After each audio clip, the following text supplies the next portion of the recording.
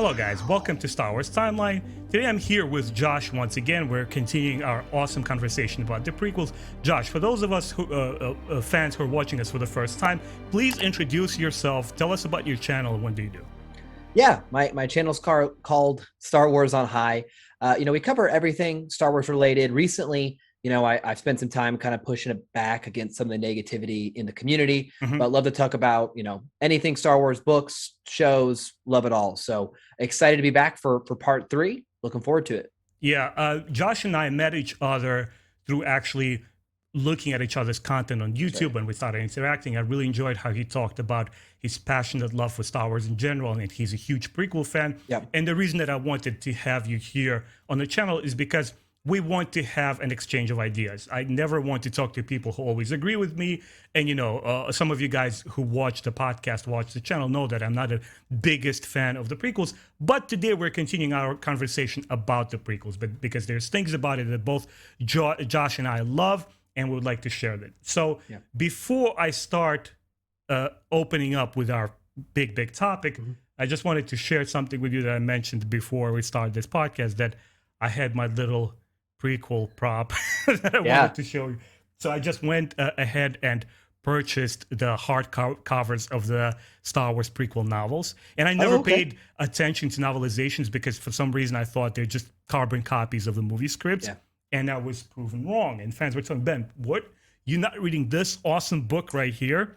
Right? So, and this, I tried to get it from Amazon and it wasn't available, right? So I go to eBay. I'm like, okay, $50, it's kind of reasonable. It's perfect, beautiful new condition. When I get it, it has actual autograph from the author, Matthew Stover. Like, and the guy who was selling me on YouTube is like, he mentioned it after selling. He's like, by the way, did you know? It has the signature. Like, oh my God. So that kind of proves awesome. my hate for prequels. There you go.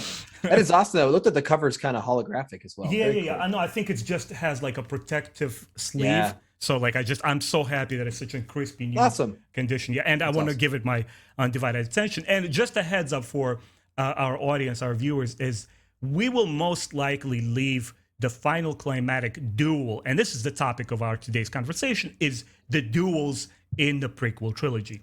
And I want to leave obviously the climactic duel between Anakin and ObiWan Kenobi for perhaps our next time.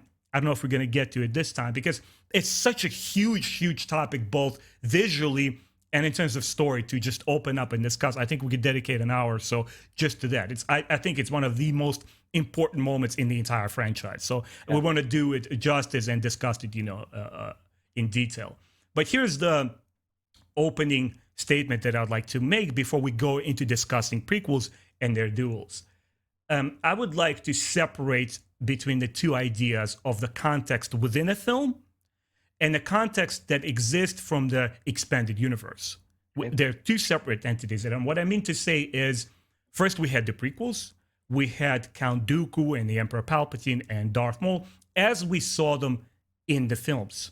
And I know that a lot of younger viewers, perhaps maybe even like yourself, and even younger guys and ladies who are in their 20s, they can't sometimes separate what came first, what was in the books or what was in the movie. For them, it's one huge universe. And when they discuss Count Dooku, for example, automatically they ascribe context and additional lore to that character based on the information that we have from the Clone Wars show. And so you understand the gist of what I'm trying to do here. When we're going to talk about the duels and characters here, for the sake of this conversation, let's at the very least separate the context that we're talking about within the film versus what's outside of it. Outside, sure. Right? Yeah, and makes sense. I would like to go, if you don't mind, Josh, in a chronological order and start with the Phantom Menace and talk about the Darth Maul versus Qui-Gon first encounter, and then, of course, Darth Maul versus Qui-Gon Jinn versus Kenobi and the Duel of the Fates. Yeah. And my first question to you is, what was your first reaction to Darth Maul? I think everyone, from a design perspective, right? I mean, what an interesting character look. I mean, you see it right behind us in Lego form. We have Darth Maul's portrait up there. The whole horned black and red, like, I'm evil. Like there's no subtlety to the design at first look, but a truly, I think, different, so many of the villains in Star Wars before him, this might be a kind of a bad way to put it, were hooded or masked. So we have Darth Vader with the imposing mask. We have Palpatine with the really shadowed hood. And this was the first, like, I'm taking the hood off and I am just this ugly, horned, just wild dude. So it was such an interesting design from that perspective. And I was young when that movie came out, and he was generally frightening with the teeth, with the look. I remember seeing his merchandise and his, on bags of chips or like in stands, and being generally kind of creeped out. Like I did not like Darth Maul when I was younger. I mean, he was frightening. And I think, the first to kind of lean into the first encounter they have between Qui-Gon and Darth Maul in, the deserts of Tatooine. One thing I'll call out there that I've appreciated more is it was a short, kind of brief encounter of what would set up a grander event later. But it was one of the few times in Star Wars, two other times I can think of, where we had the lightsaber fight in broad daylight in the desert, and this kind of visual, I think, striking bright light. I don't know how to describe it, but I think it was such an interesting scene for the fight, right? Coming off the speeder. I think Return of the Jedi would probably be the other time where, Luke is using his lightsaber out in the broad daylight. But oftentimes we see them either indoors or at night, and the lighting is a little more, dramatic, and the glow. So I really, what sticks out to me about that first encounter is where it is, in the middle of the desert, in the middle of the day. There's not a lot of Star Wars fights like that. Does that make sense to you? Absolutely. Yeah. I think, any film, any story is as much of a visual experience as it is a narrative. And, you described a Maul in great detail, what made him special to you, but what also makes him special beyond his look? What's funny about, and again, this is trying to keep it separate, is when Darth Maul was first introduced in the Phantom Menace and basically had no dialogue, really to speak of. Yeah. It was so odd. I can't put it better than that. You're like, you knew literally nothing about him. And you felt like at the end of the movie, like, I still don't really know jack about him, especially if you were younger, because you might miss some subtle, context. Right. And so you just leave the movie like, who is this mysterious horned man? Right. Where did he come from? What does this mean? And the mystery behind that and the intrigue behind that, I thought was really exciting. And obviously when we get the character, like we just talked about, in the other context, we learn about Darth Maul through the Clone Wars. We get a much more, understanding of his background and his, Dathomir and all that goes around with that. But for this first movie, it really was like, oh, I guess like the Sith are back, right? And we know nothing. He didn't talk a lot of smack. He didn't do anything. He just was there, and it was quite, I guess I'd say, shocking, especially when you go from Darth Vader, who had that imposing voice, right? An iconic voiced villain. And in this movie, this first introduction back to the prequels, it's like almost a silent, scary looking guy. Yeah. I don't know. It's kind of a fascinating change of pace for Star Wars for me. When I was 18, turning on 19, going to see the Phantom Menace, we've talked about it before. I told you that I had no expectations. Even the idea of a prequel was pretty novel as far as films went. I'm like, wait, the story takes place before. And I didn't have question raised, if Darth Vader is such an iconic cinematic villain, how are they going to up the ante? I didn't think in those terms, because I didn't even think of Vader in those terms. Yeah, I thought of him as like part of my childhood. He's a constant. So I had no comparison, no reference point of who this guy is going to be. We saw the trailer, and it obviously blew everybody away. And for me, my first reaction to Darth Maul was when we see him, and it's a combination of things of both visually and narratively that I feel make him work. When we see him there in the periphery behind Palpatine in the holographic form, or just standing there and following the Nemodian's prime minister or whatever, these guys. Yeah. The absence of dialogue is not incidental. It's not there to like, we're not going to write parts for him. He's just there to stand around. Right. It works. And because of the delivery of the voice actor, working in concert with Ray Park's performance, adds so much gravitas to him. And as you mentioned, visually, that heavy influence of Japanese samurai or ninja with like a Tengu mask, influence, a red and black, like you said. I believe perhaps on History Channel, one of these channels, as the prequels were coming out, they had these huge featurettes, even before the films were coming out. They were just discussing the different mythological themes and how this character, and believe it or not, we knew quite a lot about each prequel movie before we went to see it in theater. And one of the discussions about Maul was that he is this, as you mentioned, he's a demon. There's no two things about him. He's there and he's just to cause major damage. And for me, I loved his robes. And later on in the duel, which we're going to talk about in more detail, when he jumps around and does all these twists and how all the stuff moves around him, the first thing I thought about is ninja with the lightsaber.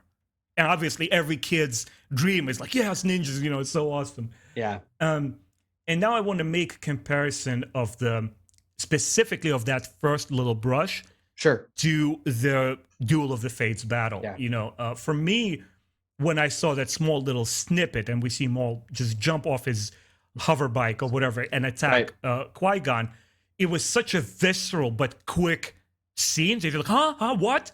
Well, give me more. What's happening there? I want to see more of this dark creature thing. Yeah. How did you respond to how do those two different types of approaches affect you?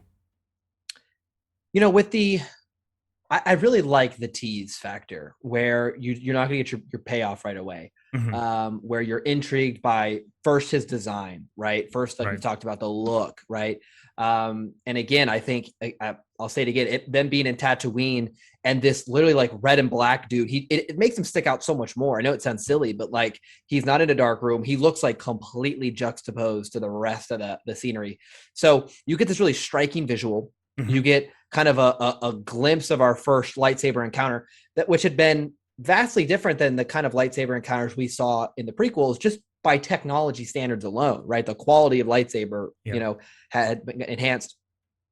I really love the way they introduced it. They set the scene, right? And then we don't even know the payoff we're in store for later, right? Mm-hmm. Which I think is a really effective way to keep the audience engaged with, which is a slower movie. Like even as someone who likes the prequel, Phantom Menace is a slower movie. And really you get some payoff. Really the biggest payoff in the movie is probably the end fight that we're going to get into. So to kind of give the audience a glimpse of, to keep us intrigued, to keep us hooked, right? Here's this figure, like you said, his robes, his design, jumping into the conflict, the short skirmish, and it gives us that taste, we're mm-hmm. back into Star Wars. Mm-hmm. We got this mysterious, and frankly, Qui-Gon Jinn is new to us too. That's one thing we're not even talking about here. We don't know Qui-Gon Jinn. He's not like, oh, we know Qui-Gon. So we're kind of seeing a little bit of a new character for the good guys as well. I think it's a really effective way to drive what is, I think, considered probably the slowest. I don't know how general fans consider it. I mean, I consider the Phantom Menace to have the most lulls, right? Just total lulls compared to the other prequels. So this moment I think is actually really important for keeping the audience engaged throughout. It's, again, to add to what you were saying, we don't even get a good glimpse of what Maul looks like. He's this moving wraith-like Nazgul kind of like shape that just moves, and there's a lot of drapery and like his clothing, his robes, and then we see more of him in the final duel. Right. And for me, I was falling asleep during that film. I didn't like it, and I think most of the fans and non-fans of the prequels, for some reason, Phantom Menace seems to be their least favorite one. Yeah. And for me, Darth Maul was the anchor to that entire film. He was. That first little snippet woke me up. I was like, oh my God, that's what I want. That's what I came here for. And then we see the actual duel. We first see it with Qui-Gon Jinn. And Liam Neeson does amazing choreography. Everybody talks about Ewan McGregor and the final chunk of that battle. But, when Qui-Gon Jinn goes on the offensive in that corridor before they get separated by these barriers, he does some crazy offensive stuff. I'm like, oh my God, here's a Jedi in his prime, or a little bit past his prime, because Qui-Gon is, I think he's in his mid-50s, early 60s in that film. But he's still able to give this assassin such a run for his money. And it was such an emotional part of the film that if I felt like I was in an emotional bubble and unaffected by the rest of the picture, when Qui-Gon Jinn falls and Obi-Wan Kenobi screams no, you believe that. You emotionally respond. You're like, oh man. You kind of saw it coming, because obviously who trains Anakin, obviously Obi-Wan Kenobi. But yeah, just to see him fall was so tragic. And then I want to move into the choreography aspect of it. We have Nick Gillard from an English star coordinator who worked on all the prequels. And then to compare it to something, if you want to jump into other IPs or not, we had at the same time, 1999, Lord of the Rings and George Marshall Rouge, an American stunt coordinator, working on his own very, very different aesthetic in the Lord of the Rings films. And then we had Pirates of the Caribbean, which launched in 2002, and we had Bob Anderson, also an American Olympic fencer and stunt coordinator, and all these three very, very different looks and feels of what's possible to do in cinema, and also very different from the original Star Wars trilogy. So I want to ask you a question. How did you like the final duel between Darth Maul versus Qui-Gon Jinn versus Kenobi in terms of choreography, and how would you compare it to the original saga? You know, I've heard a complaint of the prequel sometimes, and I'm not sure if you've ever maybe felt the same way, which is the fight scenes are over choreographed. I don't know if you've ever heard people say that, where it feels very, it feels very much like a dance, almost a dance of actors. But I think from a choreography perspective, I think they absolutely knocked it out of the park in the final fight for a couple reasons. First of all, a double-sided lightsaber, which to us now is kind of trivial. Like, at the time it was like, so like, whoa, like what? Oh, this is crazy. Even though, again, we've seen it, done a lot now. It's still not common. I will just note that as well. It's not like that you see them even in the sequel trilogy. It's a novelty still. Exactly. Mm-hmm. Exactly. And so there is choreography that using a different style lightsaber opens up. You can really have the 2v1 in a really fascinating way.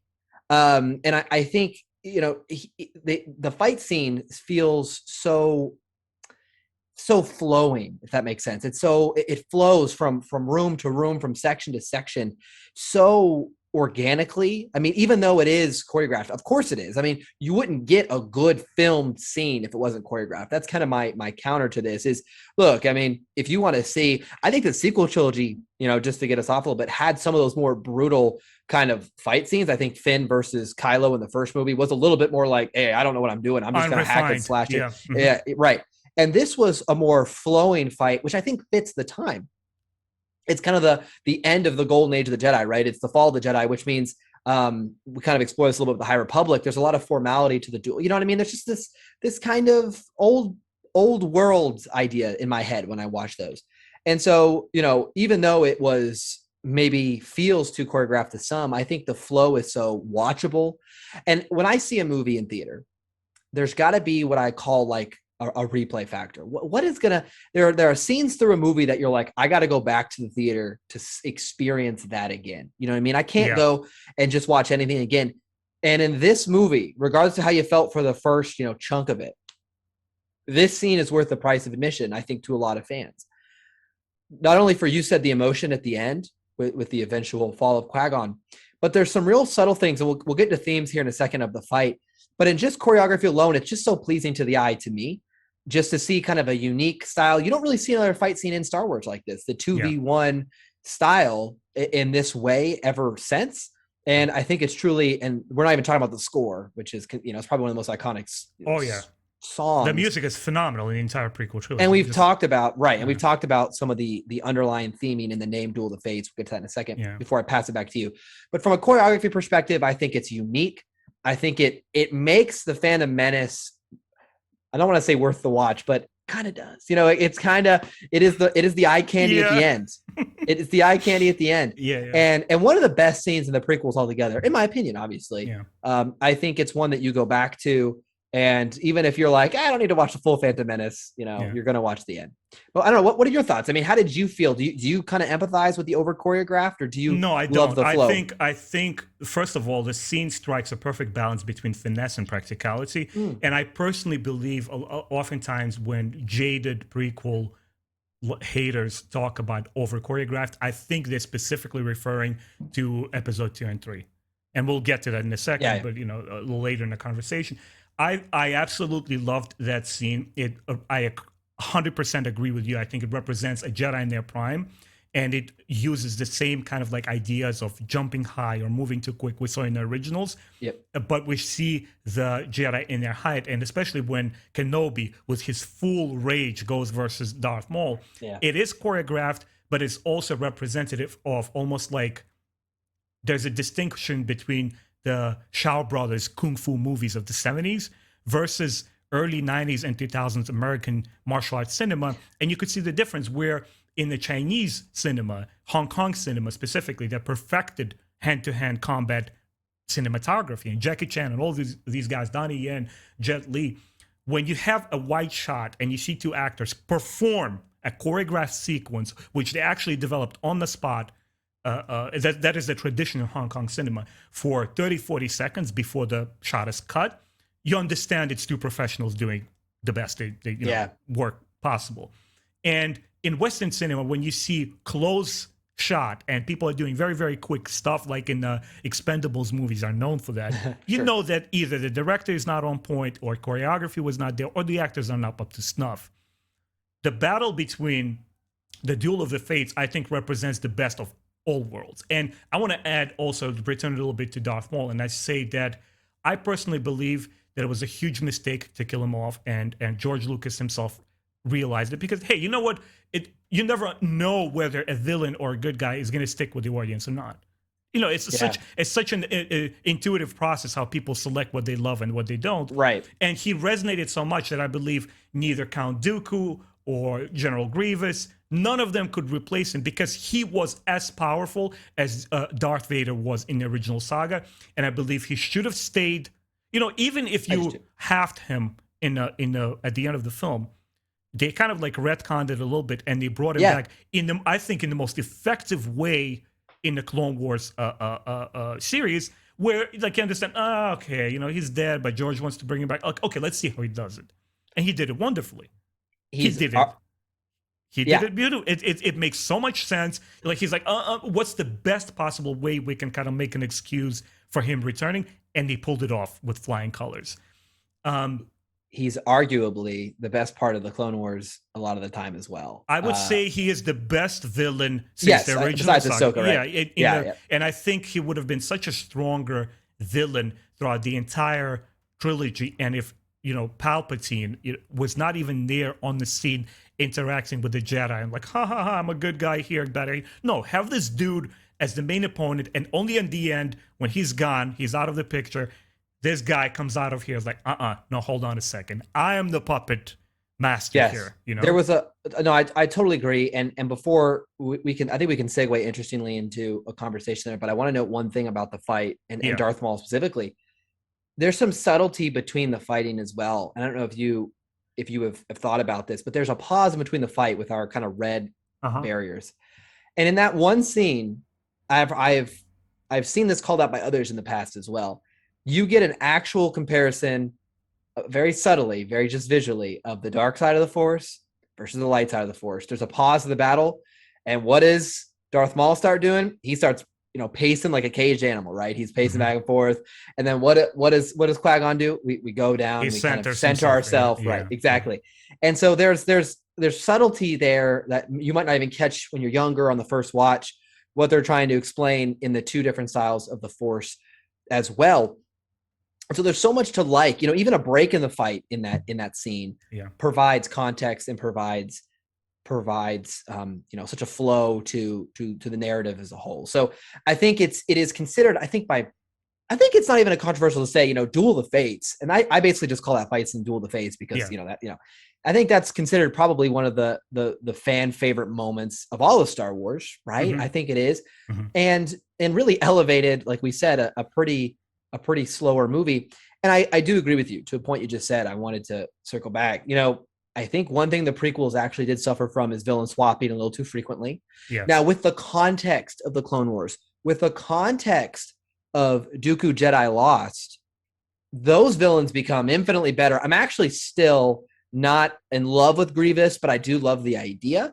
And I'll tell you, like, when I was younger, I thought General Grievous was the coolest thing. We'll get into that later.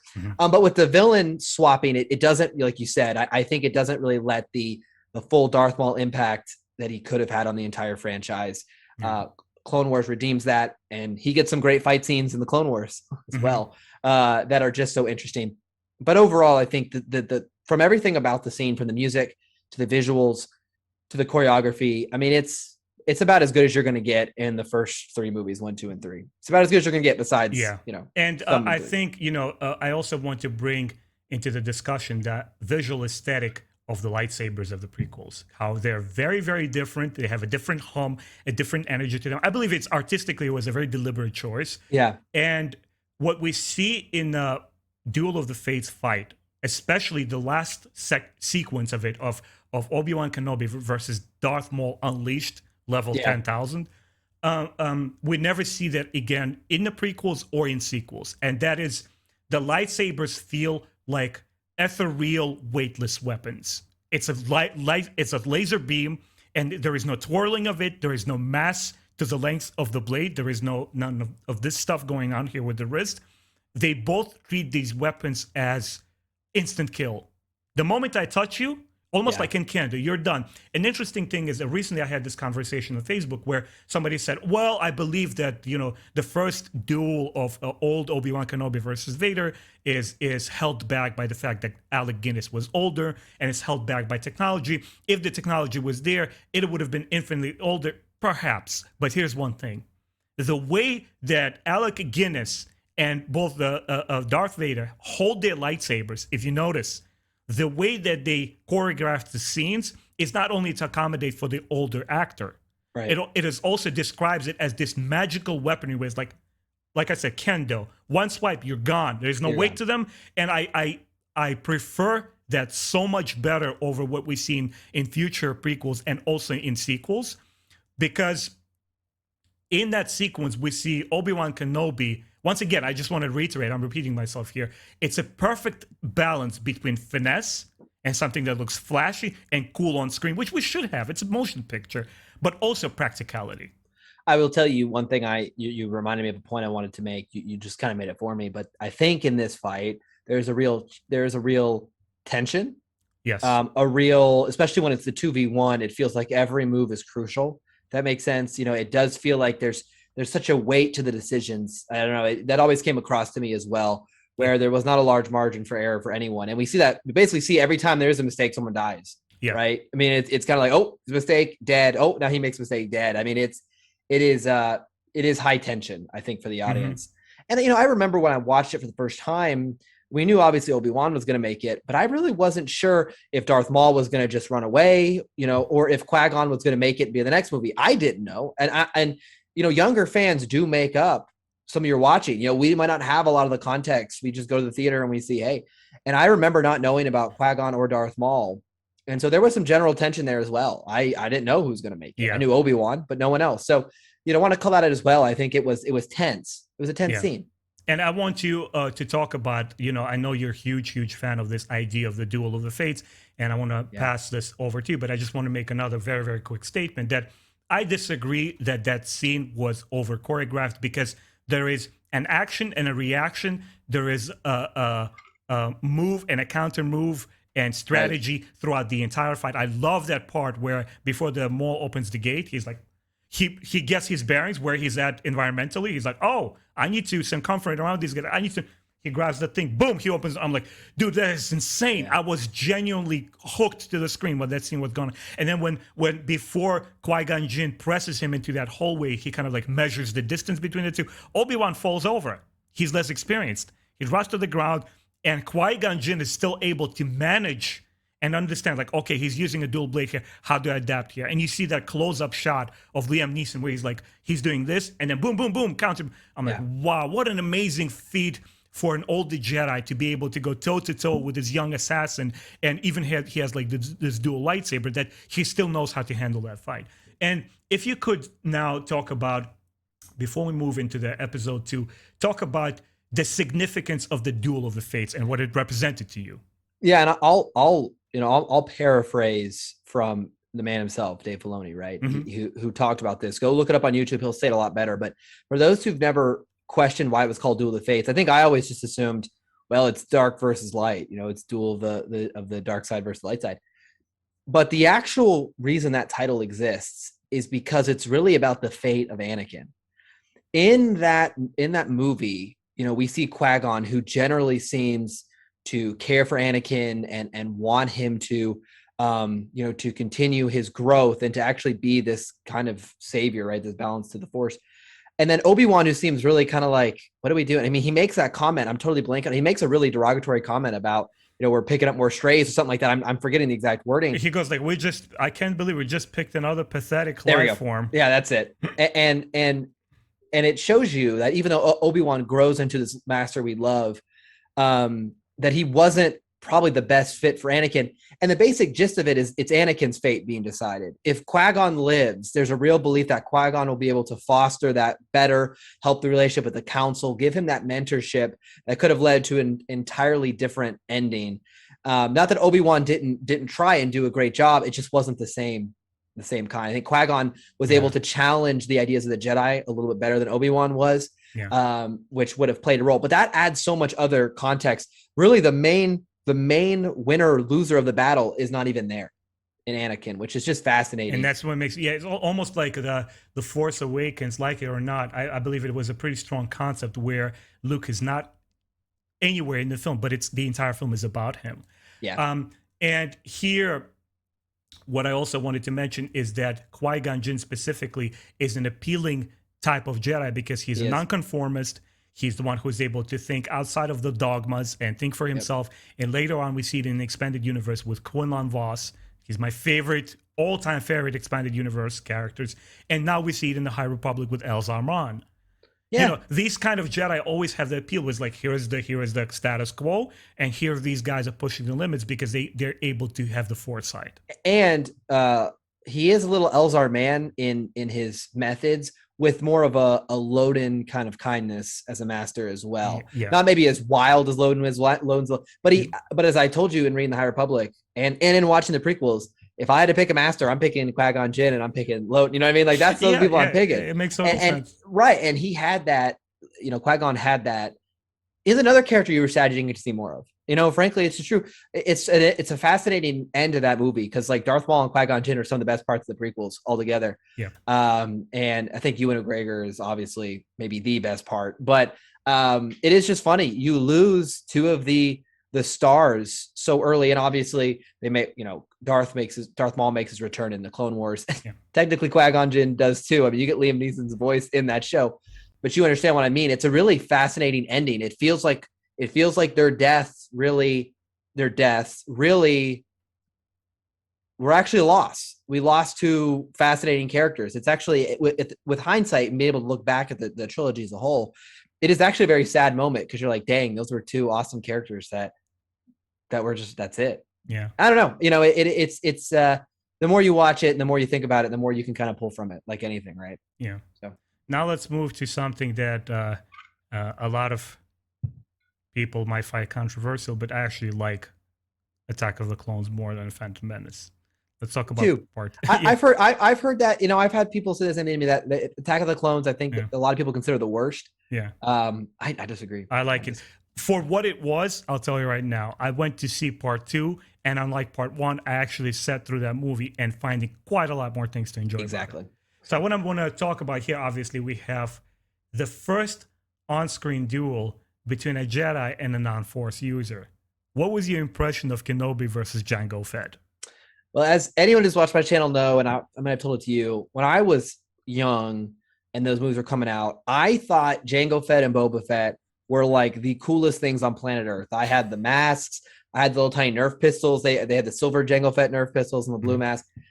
When he died in Return of the Jedi, Boba Fett, and he fell, I like chunked those across the room. I was so mad because I thought those characters, and people will tell me like they didn't do anything in the movies, but I'm telling you, like the impact of those designs of the Mandalorian armor was so genius, was so impactful that when I went to Attack of the Clones, like Jango Fett was like, was so hyped to see Jango Fett. And, I love Kamino. I love the design of Kamino. Mm-hmm. I love the eerie, white, clean. I love the score when they're in Kamino, and it's this weird, like, Slife Diaz. What do so building up to that fight scene, I absolutely love all of what's happening as far as the theming. And then you go outside during this pouring rain, light storm, and Obi-Wan is trying to update the council, right? So you're going back and forth. Mm-hmm. And then you see, Boba Fett starship or Slave One, right? Now, that was some controversy there. Slave One, this iconic ship. And then you're like, oh, like I finally get to see, like, this was cut so short in Return of the Jedi. Am I going to finally get to see like an actual, what Jango can do versus a Jedi? I mean, my hype for that was like through the roof. I was cheering for Boba Fett. I was Jango Fett. I was like, kill, I was all rev for it. The fight itself was fun. I think it is what it is. Like a bounty hunter can only do so much against a Jedi. It's just the truth. I mean, it really is. And we eventually see what happens later in that movie. But I love the scene as far as the theme. The theme's probably not the right word. The ambience, right? The ambience. I love the lightning fighting, jumping up, flamethrowers, rocket, turning Slave One on to shoot at him. I really think it's actually relatively the best scene we got in the movies of one of the Fets actually fighting, right? Yeah. And so I did always have a soft spot for that moment. Mm-hmm. I'm also a huge fan of like stormy fights. I love that. And so it kind of scratched that itch for me too. So I am biased here highly just because I have my right in that space there. See this backpack? That is a Boba Fett backpack. You can't see it. And when I've ordered the re-armored Boba Fett helmet, that will be going right in that place when it gets here. So you are talking to someone who will eat anything with the Fets in it. So I'm biased. I loved it, but I can't wait. I can't wait. I know you just started your journey in Expanded Universe. After you read the New Jedi Order and Legacy of the Force, and especially Karen Travers' books, I cannot wait to have a discussion with you about Mandalorians. Because if you think, not to underscore Mandalorian the show, but if you think that is awesome, oh my God, you have no idea. But anyway, I thought, first of all, very quick mention, what disturbed me about major portion of all the prequels was that when we see these huge panoramic shots of these obviously created places, there was such a heavy use of green screen that when you see characters around them and you see those halos, they were very disturbing. It's artistically immaculate, but visually, in terms of what computer technology could do and alpha channeling and all that stuff, it immediately, the eye picked up that, it's a fake scene. You know what I mean? But when Obi-Wan Kenobi runs out into that landing pad and the rain is hitting him, it added that physicality to the scene. And I believe the disc of that scene is actual physical prop. I mean, we could watch it in the behind the scenes, but I believe it was real. And when Jango pops out, that part of Camino for me was the most realistic one visually. It is, yeah. Number two, for somebody who grew up with Sergio Leone's movies way back in Russia, like what Western movies were as big part of my childhood as the Kung Fu martial art movies and Japanese samurai movies, it was like a gunslinger, Clint Eastwood type of guy versus a samurai. It's East mixed West. And to this day, again, it might be a controversial thought, and I'm not the biggest, prequel fan. I think that scene is freaking spectacular to this day. It's freaking space Batman relying on his gadgets and tactics to disbalance a freaking Jedi master. Yeah. And Obi-Wan Kenobi is arguably one of the most powerful Jedi that ever lived.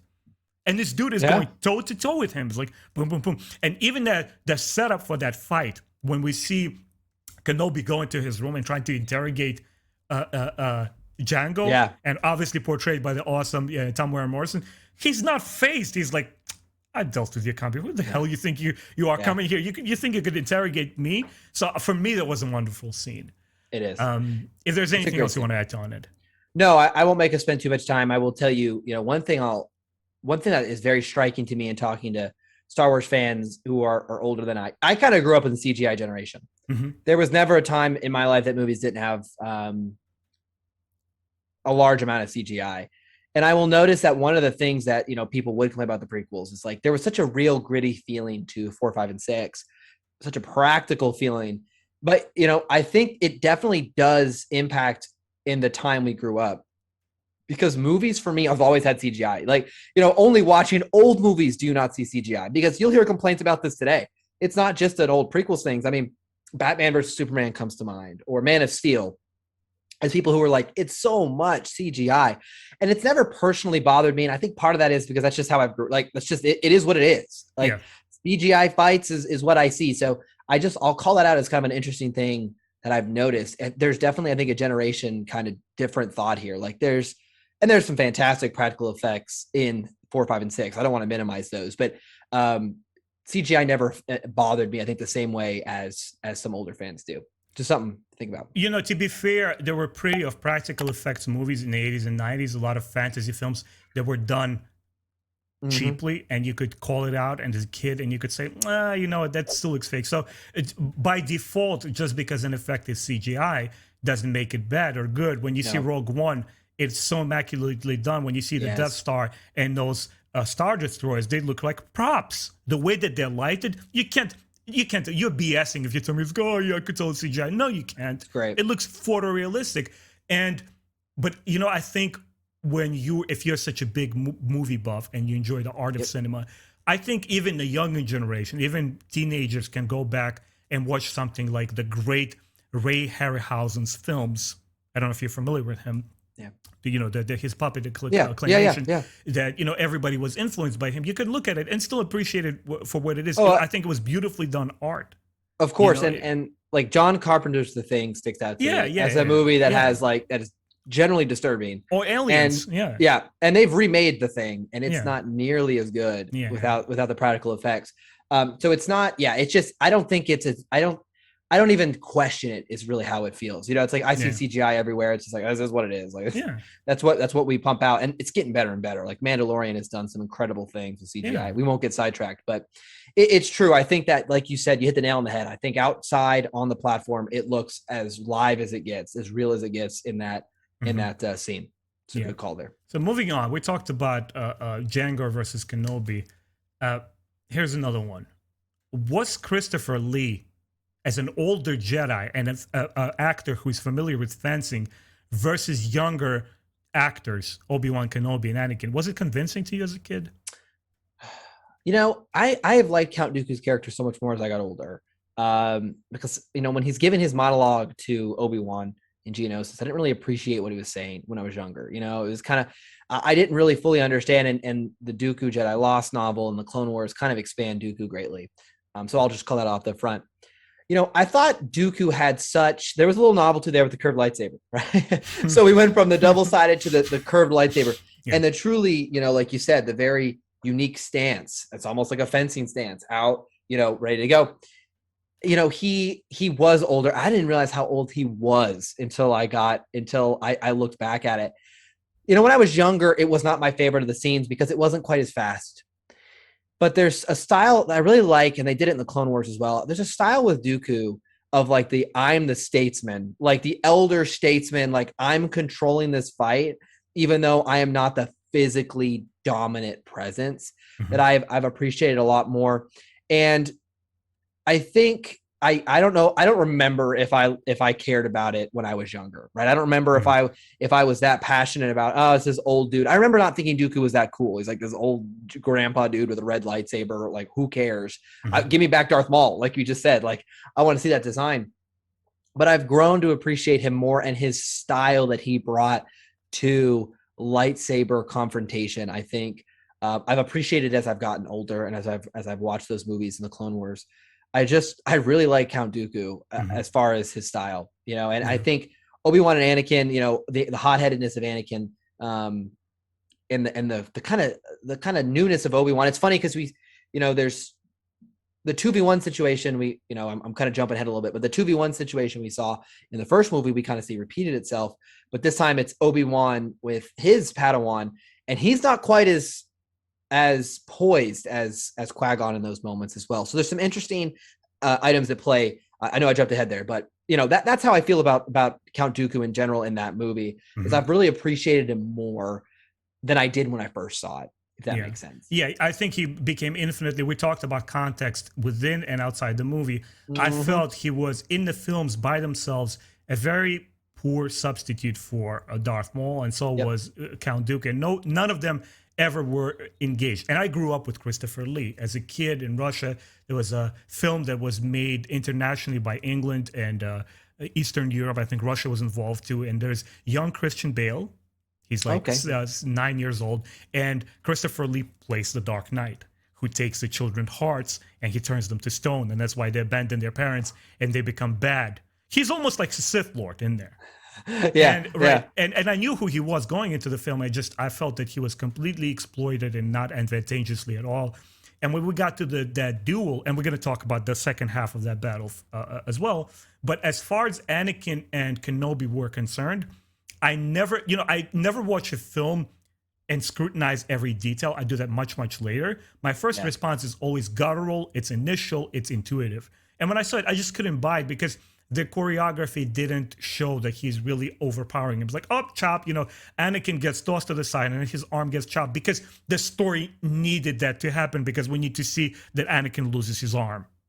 And when Anakin, before that happens, when Anakin has that pose and he does these like kind of moves with the lightsaber, and like it wasn't going anywhere.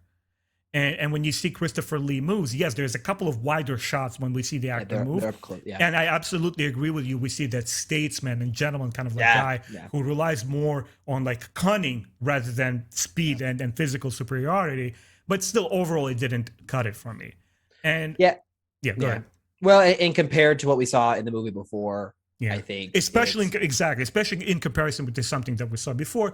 But, Dooku becomes infinitely more fun to watch in Clone Wars. I love his duels. I love his confrontation with Asajj Ventress. Here's another question for you. Who is Yoda in prequels?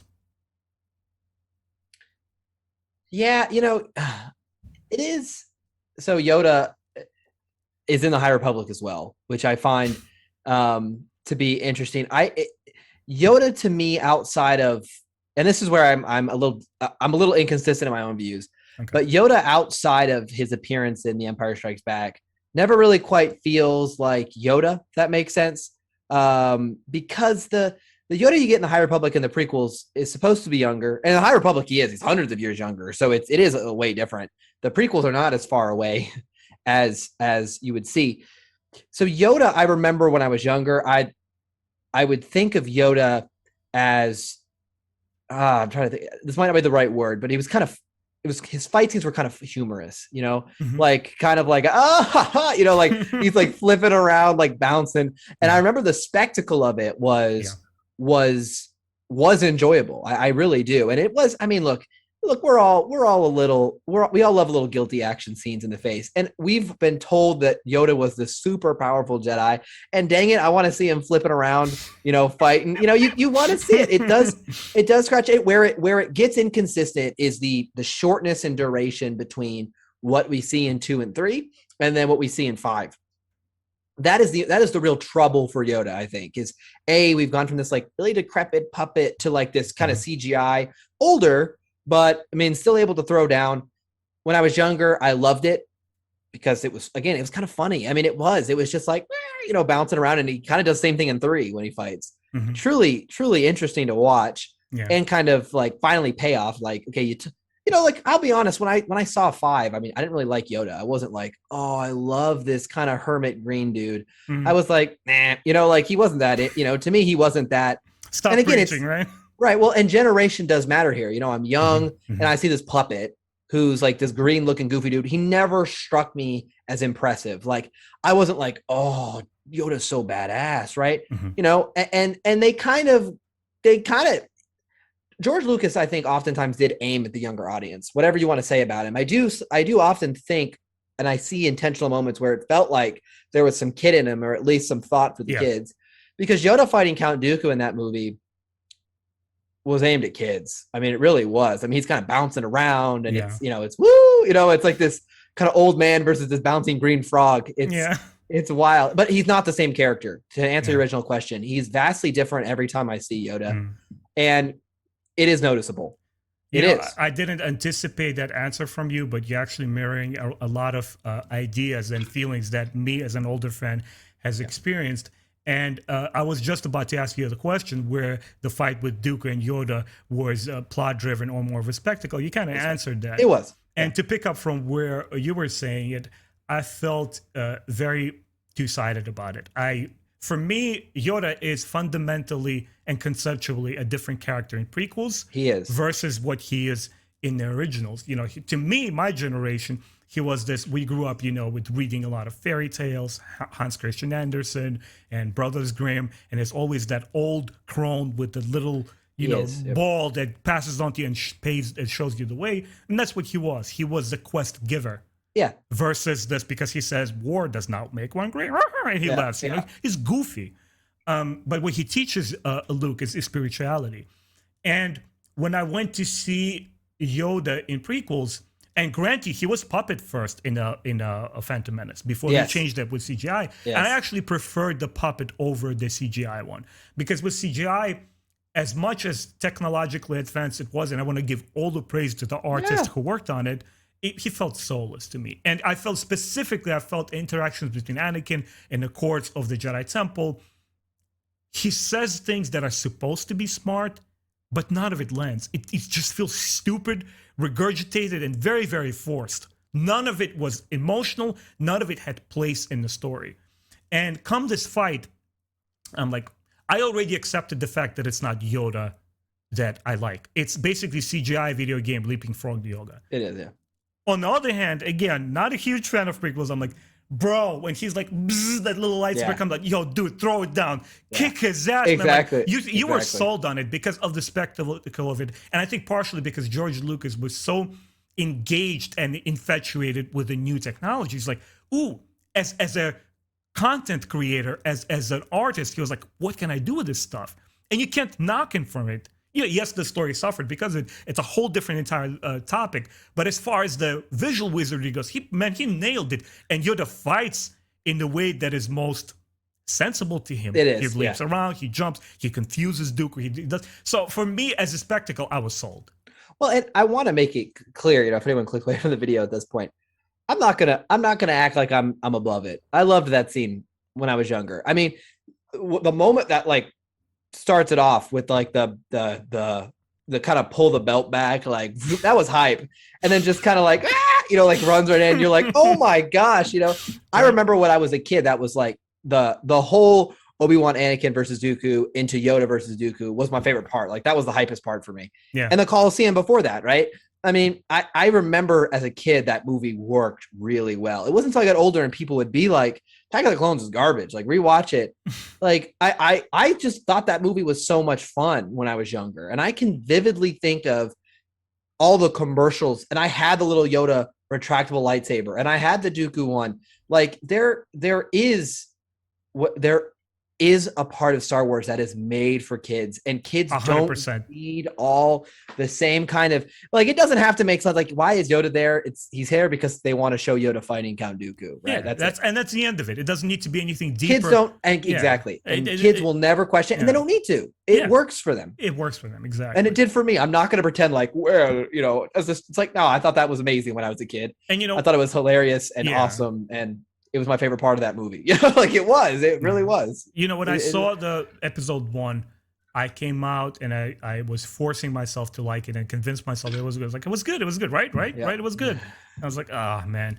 When I went to see part 2, as many problems as I had with like actors against the blue screen scenery that was still there, I genuinely was like, why are people trashing it? It's actually a lot better than part 1. Like, I enjoyed the whole chase through the Coruscant and into the cantina.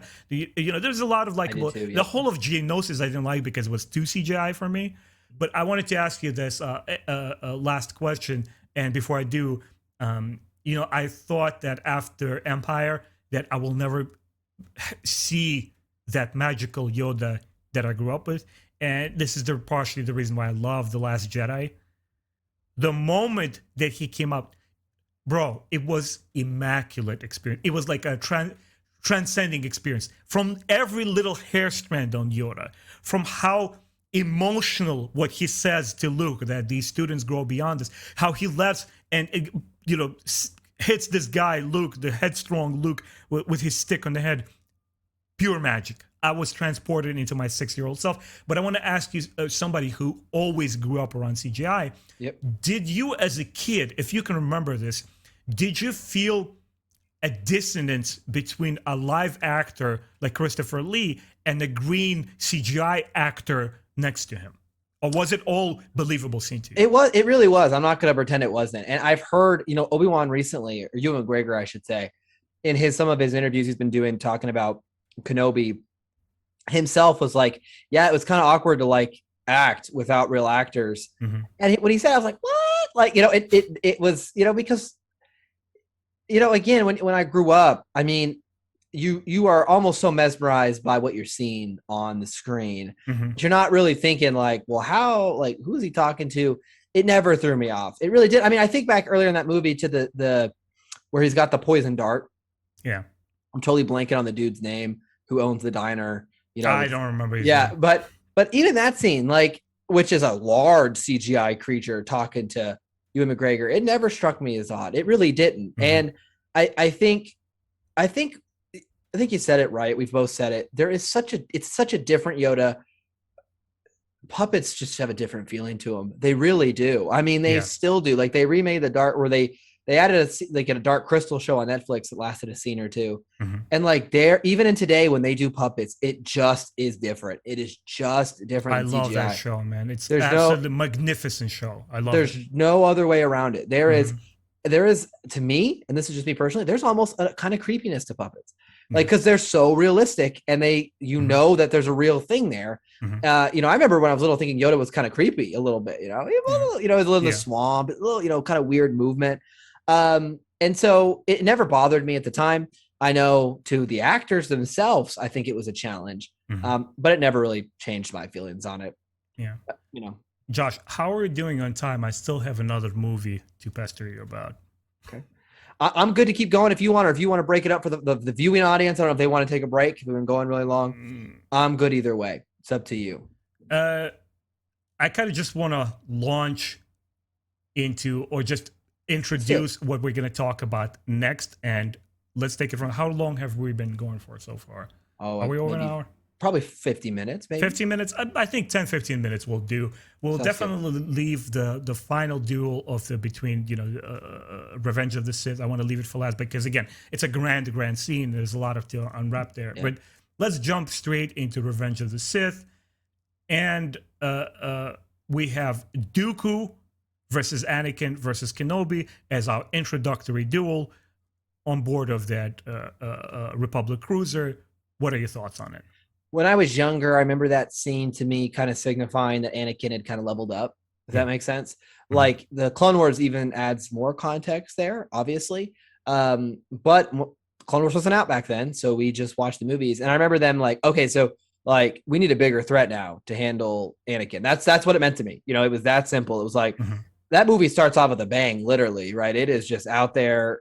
It's flying. And this villain that made it through the last movie, kind of flies away on his unique sail ship.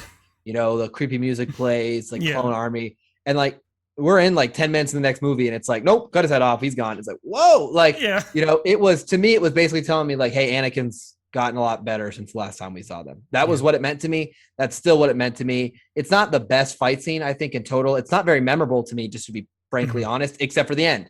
The do it. That is the most. That is the most memorable part of that, but it serves to me as a plot device to say Anakin is leveled up. Yeah. That's a scene also, once the Dooku comes out and he does that backflip off that balcony, I was immediately taken out of the picture, because no matter whether it's a Jedi or not, age should be relevant. Age should matter to the Jedi. They're not gods. And I wanted to touch upon the difference between choreography versus the emotional content of the scene. Which one do you prefer? What, compared to? Comparing the choreography, what do you feel was stronger? How the scene looked like, or what it stood for in terms of emotional content? I think definitely the context. And if I recall, you'll have to keep me honest here, I think this is where Christopher Lee actually gets to say some lines, right? He talks a little smack in this, which I remember that. Doesn't he have like the twice the pride, double the fall, or something like that? Some lines. So, like, that kind of was fun, right? But to me, the scene, I mean, I have to be honest, it's forgettable from a choreography perspective to me. It's totally focused on the ending, which is what they do, what Anakin does to Dooku, and what it sets up. I should go back, and I'm going to. This is actually kind of perfect segue. I I'm nearing the last 5 or 6 episodes of the Clone Wars, and I'm going to watch the cut together with Revenge of the Sith. So it's like, from 0 to 50 minutes, stop, watch episode 9. I'm going to do that together. I'm going to watch it as one super cut. So as I revisit this scene for the first time in a while, I will be specifically trying to think through, like, because I always compared this scene to the first time they fought, right? Yeah. And when I was younger, it was no question like the first one better because it was more of an event. It was more of the climax of the movie. You got the Yoda. I kind of liked that Dooku was able to beat ObiWan and Anakin. I was like, oh, okay, maybe this guy is legit. He's not just this old grandpa. So all I remember when I first saw this movie is I was like, all right, let's see Grievous. I want to see the dude with 4 arms. Like that. Yeah. That was it. I was like, moving on. He's gone. Exactly. He's gone. With the context of the Clone Wars, with my Star Wars knowledge expanding, this scene is actually a little bit more of a big deal than I think I even initially felt. Does that make sense? It does. And as you mentioned before, there's that last segment of the duel. There's some stuff going on there narratively. There is this Palpatine's cunning and saying, "Do it." Well, Anakin, kill him. So you're so good. Kill him. Do it. And then there's that hesitation in Dooku's eyes. Something is going on there too. And we opened up this a podcast with the fact that, look, there is context that exists within the film and there's context outside of it. Yeah. If you can remember, before we got a Clone Wars show, before that wonderful stuff happened, do you think that the stuff that is happening there is all ascribed to it by fans after the fact? Or did George Lucas perhaps intended something deeper going on there that wasn't fully explored later in the film because there's so much other stuff happening? Yeah, it's always hard to tell. And I think you and I were on a podcast with around the Bad Batch. I think it was episode 2 or 3 when we were talking with some other fans, like Star Wars Explained and Explored, and things like that. And everyone was always like, is Omega Force sensitive, right? Is she Force sensitive? And everyone was trying to find, and she very well might be, but people were always, it's like every single thing that happened, they'd be like, oh, that's it.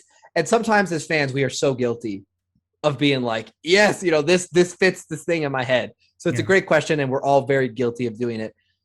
What sticks out to me, besides the obvious scheming of Palpatine, is, if I'm recalling, I think when Obi-Wan goes down, Anakin goes hard, like I talked about. And there's that really aggressive style. And it's kind of showing you, like, Anakin can go to dark places. We got that in the Clone Wars when he killed not just the men, but the women and the children. Yeah. And then we get it in here. It's like, and when he does go there, I mean, he wins. I mean, Count Dooku is a very, we're told, is a very talented the lightsaber fighter and one of the best, right? And much wiser. And so, as far as all of the undertones there and watching, how much did George intend? I think what George tried to make very clear there was Anakin gets angry and he goes really hard, and he's a lot better than the last time you saw him. And second of all, like, maybe a little on the nose, Palpatine is really interested in that and would like to. I think it also is, Christopher Lee's face kind of looking at Palpatine like, are you serious? Like, are you serious right now? Like, he doesn't even say something like, oh, dang it, I got played. It's not very subtle, I think, in what's going on in that scene. Does that make sense? I mean, it is, to me, it's not very subtle. I think what you see is what you get with that scene. I think it's Anakin has aggression. He's gotten better. Palpatine will manipulate anyone he wants to make his case. Maybe to Palpatine as well, it's a sign if Anakin can't go through with it, it's he's not going to have what it takes, and the kind of egging on there. So, I mean, that's what I've always felt like was trying to get there. I don't know if you feel differently, but no, that scene, as I said, once the Christopher Lee does that CGI backflip, it took me out of the scene. It was hard to follow. And I didn't see all the context. I ignored it. It was I was pointed to the fact much later where fans were telling me, like, hold on, you kind of like understand where Palpatine stands, and for me, it was never a good progression of the story. It was a movie rushing forward to conclude itself. It did feel like a rush. And it can kill him. I never bought Ian McDiarmid's acting in the prequels as somebody who would become an emperor. And we will talk about the final duel later on. I'm realizing, Josh, actually, that I also want to save Grievous for later, along with the final battle, because Grievous is also a big part of what we see in the films versus what a character he is in the Clone Wars show. I think he's undeniable, especially when you see like his background lore, when you see that statue of what his species are like, what he perhaps was once upon a time, why he heads the Jedi. There's so much stuff happening there. There is. And I think this is what the prequels benefit from that added context that happens after the fact. And for me, sometimes it's frustrating and challenging talking to prequel fans and kids who grew up prequels because they can't separate the two. And they shouldn't. To them, it's all Star Wars. Like, who am I to say, well, it's a very purist mind to say, well, originally it was supposed to be like this. Who cares, Well, there is, and I think you might be right. I mean, going from Dooku fight part 1 to part 2 might be a good way to kind of wrap it before opening up Grievous. But you said something there that I think is truly is dead on, is that when you watched the movie the first time, when you went to the theater and you saw it, like, you not only didn't have the context that we got with the Clone Wars, but you didn't know you'd ever get it. And so you can't change the first reaction you had. Yeah. Like, if one day there's I'm not a huge fan of the sequel trilogy, and they've done some stuff in the comics, but let's say we got a new Clone Wars series caliber, or even a Clone Wars caliber show. I don't know how they do it. Let's pretend they did, though. Yeah. And it's like, oh man, it tells us more about Snoke. It tells us more about, what Palpatine was doing. And I'm like, oh, this is good. I'm so into it. It won't change how I felt when the first time I saw those movies, because that context wasn't even in the air. It wasn't like, okay, well, next year I'm getting a new prequels show to tell me. So I won't disagree with you. I think you're dead on. Like, when you saw that movie, you did not know we'd get books. You did not know we'd get shows that would fill in those gaps. You had what you had in front of you, and you're like, I don't buy any of this. Well, yeah, now with the Clone Wars, you're like, oh, well, it flows perfectly. Yeah. But that's Dave Filoni and George Lucas taking advantage, and they should have. You see, people will sometimes be like, oh, well, they're retconning, or, oh, they're fixing it. Well, I'm glad they did, because it made it a lot better. I'm glad they made that show, because if they didn't make that show, we'd still have those 3 movies, and they'd be worse because of it. Yes. So, that's the truth of it, is you're dead on. Like, when you saw those movies, like, okay, I didn't know I'm going to get a whole backstory on what's going on here, and I'm going to get Darth Maul's return, and I'm going to learn more about Dooku and more about the Night Sisters and Grievous. You just think, like, that's it? Like, Dooku's just gone? Like, why'd you even keep him alive at the end of last movie? 10 seconds in here. So I'm dead on. I think you make a great point there, and something we all need to remember is that at a time, the context that I'm referring to didn't even exist, and it wasn't even planned. So you can't escape that. When you saw it the first time, we had those thoughts, and it is what it is. It's part of being a fan. It's part of enjoying content and art. You have a first reaction, and it typically sticks with you for a long time until something significant comes around to change it. And it's never flawless, and it's never two people looking at it the same way. And exactly. Josh, I think you brought a wonderful, wonderful point, and you described how I felt all these years inside. And I really, really appreciate, for somebody, who's a prequel fan, who grew up with prequels, like, you come with understanding. You know where I'm coming from. I'm not trying to trash on these movies. As I show time and again, there's things about it that I love. I love all the expanded universe novels. I love the MedStar novels, Yes. And this is what you can come in with into this franchise and say, well, I like things here. Okay, the sequels are not there for me. What else is there for me to enjoy? Exactly. Instead of focusing on all the negative. Josh, once again, thank you so much, dude, for coming along. I can't wait for us to sit down to talk about the little spider / droid little General Grievous and the Final Duel. But once again, please remind all the viewers what your channel is all about and where they can find you. Yeah, you mainly follow me here on YouTube. It's Star Wars on High.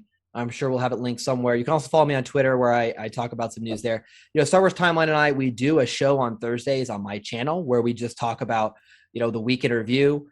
We try to have it every week we can, and it just lets us kind of talk about new books announced, new comics announced, heck, even new toys that we think are cool for Star Wars. Just a fun way for us to hang out. So I do recommend you guys come check us out. I think we have a good time there. So appreciate you having, and the High Republic. I appreciate you having me back, though. It is a lot of fun, and I think it's a good exercise for all of us to get out there and talk Star Wars in a very open and honest way. Yeah, Josh, once again, thank you. And guys, once again, my name is Ben. You have been watching Star Wars Timeline. If you enjoyed this podcast, consider subscribing, hit that bell button, leave comments below. Tell Josh and I, how are we doing? What are some of the ideas that you agree or disagree with? Or what have you possibly learned from these two fans coming in and trying to talk about, prequels in a fan, as two fans, honestly. So once again, thank you so much, and we'll see you next time. Take care, everyone. Thanks, guys.